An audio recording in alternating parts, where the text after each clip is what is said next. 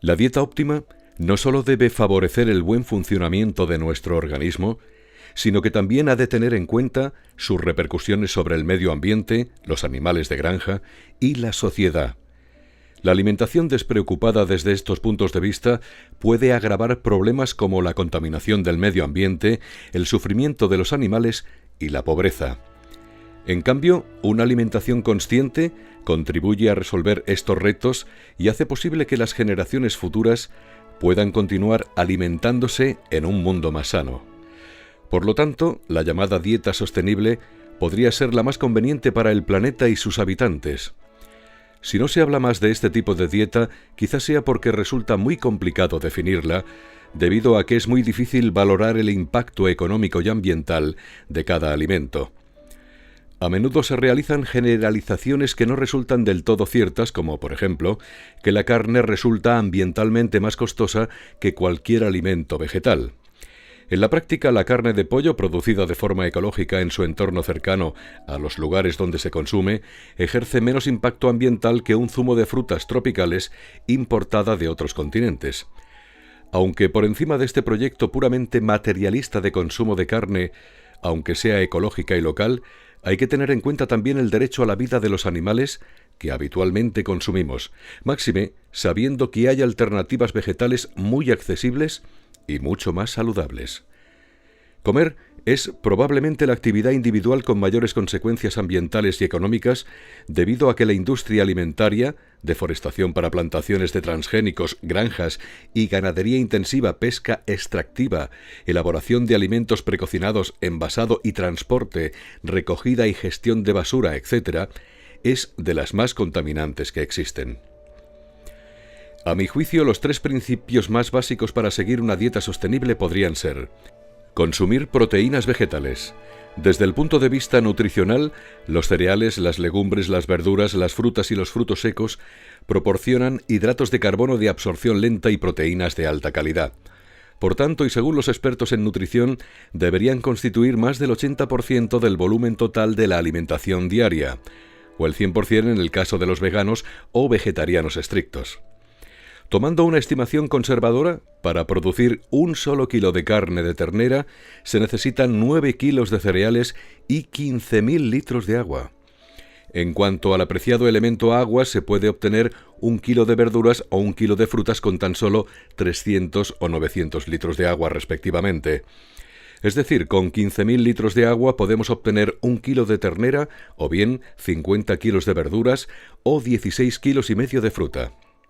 En la actualidad, más del 40% del cereal mundial se destina a alimento para ganado y se estima que para el año 2050, si seguimos consumiendo carne al mismo nivel que actualmente, se superará el 60% de producción de cereal del planeta solo para alimentar a los animales de granja. Solo en Estados Unidos el porcentaje actual es del 70%. La creciente población de la humanidad en su totalidad no puede seguir alimentándose como hasta ahora si seguimos destinando al engorde de animales los cereales y el agua necesaria para que todos los seres humanos se mantengan con vida. Estos cálculos hacen pensar que si los países más desarrollados consumieran menos carne, habría más hectáreas para cultivar alimentos vegetales y más agua limpia para ser aprovechados por muchos millones de personas desnutridas que malviven en nuestro planeta. Por otra parte, la producción de carne implica la contaminación del medio ambiente con purines, antibióticos y otros medicamentos, además de los perjuicios que ello supone para nuestra salud. Evitar comprar productos de procedencia lejana. Las frutas y zumos procedentes de zonas tropicales suponen a menudo un lujo económico y ambiental. No hay que olvidar que la mayor parte del precio que se paga sirve para sufragar los gastos del transporte y de los distribuidores. Los agricultores, sin embargo, reciben una compensación ínfima y a menudo se ven obligados a utilizar plaguicidas químicos en dosis muy elevadas para alcanzar niveles de producción rentables y para que lleguen a su destino en buen estado. Además, por el tiempo que transcurre desde su recolección pasando por su almacenamiento hasta llegar a nuestra mesa, pierden gran parte de sus vitaminas. Preferir frutas y verduras locales y de temporada no solo asegura su calidad, sino que refuerza la economía local. Por otra parte, es siempre preferible el alimento natural entero y fresco en lugar de transformado, como por ejemplo cuando compramos las naranjas en lugar del zumo elaborado. Por último, hay que destacar el creciente interés por los huertos en casa o los huertos urbanos, como la mejor alternativa de dieta sostenible. De hecho, cada vez son más los vecinos que viven en edificios de grandes ciudades y que se interesan por recibir cursos de horticultura en azoteas. Apoyar el comercio justo. Las tiendas de comercio justo son una excelente opción para adquirir ciertos alimentos o bebidas especiales que no se producen en nuestros entornos locales, como son el café, el té, el chocolate o algunas clases de especias que, aunque procedan de países lejanos, también son ecológicos y además respetan los criterios del comercio justo.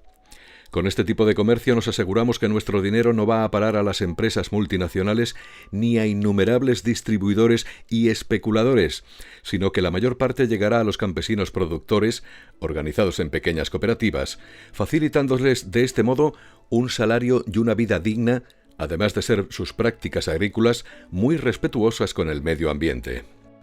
¿Qué alimentos elegir para minimizar la huella ecológica? Una vez cubiertas las necesidades básicas de nutrición, principalmente con frutas, frutos secos, hortalizas, legumbres y cereales, preferentemente de origen local y ecológicos, hay que considerar los otros tipos de alimentos que en muchos casos complementan nuestra alimentación. Si empezamos por los aceites, la elaboración del aceite de oliva virgen extra es de primera presión en frío, es muy sostenible para un consumidor de un país mediterráneo, debiéndose su excelente calidad y beneficios para la salud por el simple hecho de extraerse de las aceitunas mediante procedimientos mecánicos, sin la utilización de disolventes químicos a altas temperaturas, que sin embargo sí se usan en aceites de menor calidad y por ello menos saludables y menos sostenibles. Los productos lácteos son una alternativa alimenticia cada vez menos recomendada por los médicos y expertos en nutrición. Su consumo debería ser esporádico o nulo. En la industria láctea intensiva, el sufrimiento del animal desde que nace hasta que va al matadero es algo que deberíamos investigar un poco para saber realmente cómo se obtiene la leche. Después de esto, quizá decidamos mejorar nuestra salud y la de estos animales dejando de consumir leche o productos lácteos. En todo caso, para quienes los deseen consumir, los más sostenibles son los de producción ecológica y local. El azúcar y el café, por ejemplo, son productos que se consumen en pequeñas cantidades, sin embargo, producen un impacto ambiental desproporcionado. Una cucharada de azúcar refinado supone la transformación de 10 metros de caña de azúcar y una taza de café necesita más de 100 litros de agua y mucha energía para el cultivo, producción, empaquetado y transporte de los granos. La carne convendría suprimirse totalmente de la dieta, puesto que su impacto ambiental y el sufrimiento animal, como hemos visto antes, es demasiado elevado. Finalmente, un consejo para los consumidores esporádicos de carne o para quienes deseen dejar de tomarla progresivamente. Cuando se consuma carne ecológica, claro está, la tomaremos como un complemento en platos de patatas y verduras, no a la inversa. Los huevos son uno de los alimentos más conocidos y sabrosos de nuestra dieta. De hecho, en mi caso, fue el último alimento de origen animal que tomé antes de pasar a mi actual dieta libre de sufrimiento animal. Es importante conocer que cada huevo que se comercialice en tiendas y supermercados debe llevar un código alfanumérico que nos indique si la gallina vive en condiciones dignas o, por el contrario, está hacinada en una jaula sin ver la luz del sol desde su nacimiento hasta su muerte. Todos los códigos grabados en cada huevo empiezan por un dígito del 0 al 3, seguido por las siglas del país de origen. Por ejemplo, 2ES. Pues bien, si empiezan por 3, significa que las gallinas viven en jaulas de poco más del tamaño de un folio y se les suele cortar el pico para que entre ellas no se hieran y se les termina deformando las patas con graves heridas al pisar únicamente alambre. Si empiezan por 2, nos indica que viven en suelo de naves densamente pobladas, de hasta 10 gallinas por metro cuadrado. Generalmente también se les suele cortar el pico y nunca salen al exterior. Si empiezan por 1, quiere decir que el huevo ha sido puesto por gallina campera, que sí sale al exterior y se mueve con cierta libertad, siendo la densidad de gallinas no mayor de 1 por cada 4 metros cuadrados. Por último, los que empiezan por 0 nos indican que son huevos ecológicos.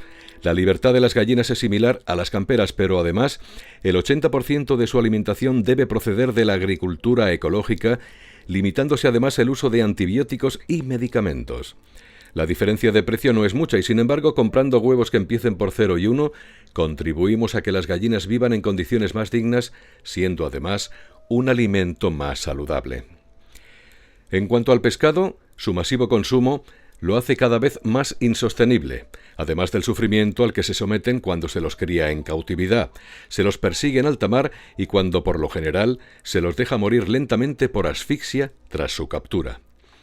Por tanto, no recomiendo su consumo. El atún, por ejemplo, es un pez cada vez más escaso y acumula en su grasa agentes contaminantes como el mercurio, en dosis mucho más elevadas que otras especies, siendo muchas veces capturados junto a familias de delfines que en muchas ocasiones terminan malheridos o muertos al nadar junto a ellos.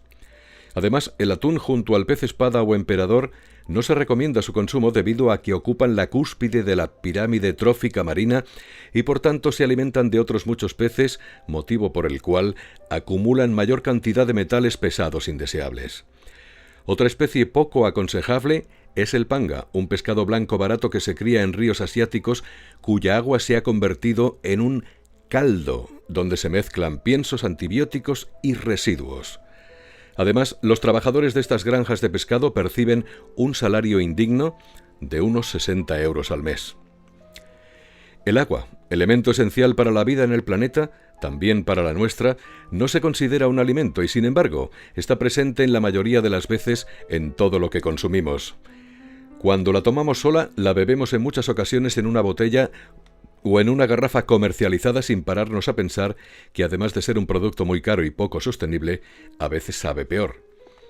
En muchas ocasiones el agua embotellada está sujeta a menos controles que el agua del grifo y su precio es unas 2000 veces superior. En el mundo hay más de 1.000 millones de personas que apenas tienen acceso al agua potable. Sin embargo, en la sociedad de consumo se están gastando cada vez más millones de euros y dólares para resolver el problema de todas las botellas de plástico que desechamos. Además, ya se ha demostrado que determinadas sustancias químicas cancerígenas procedentes del plástico pasan al agua que bebemos, sobre todo a partir de ciertas temperaturas. Como conclusión, la dieta sostenible ideal debería estar compuesta por alimentos ecológicos y de origen local, porque son los únicos cuya producción se realiza de acuerdo con los ciclos naturales y sin contaminar la tierra ni las aguas.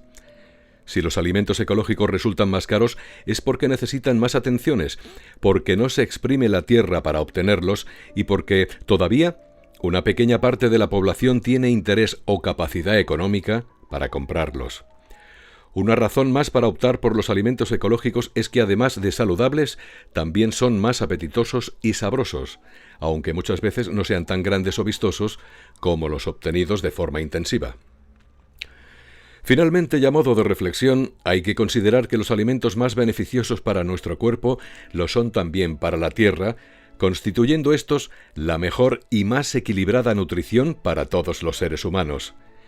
Igualmente, adquirir el hábito de llevar una dieta sostenible nos permite que entre todos nos cuidemos mutuamente a través de un acto tan cotidiano como el de comer y beber para sobrevivir, o mejor aún, alimentándonos adecuadamente para vivir más y mejor.